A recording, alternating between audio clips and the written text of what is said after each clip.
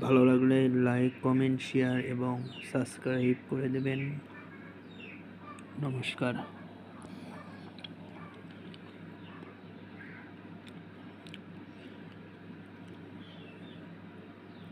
নিরামিষ।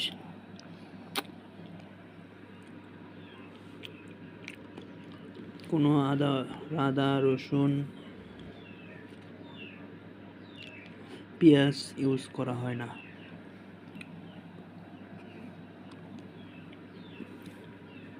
শুধু তেল, লঙ্কা, আদিনা বাটা,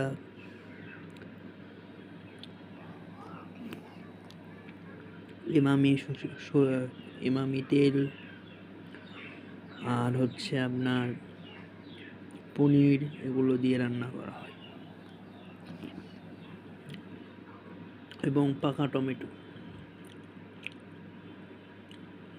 দিয়ে আপনারা আসতে পারেন মায়াপুর জগন্নাথ ধাম সিটি হসপিটালের পাশে। নমস্কার। হরে কৃষ্ণ।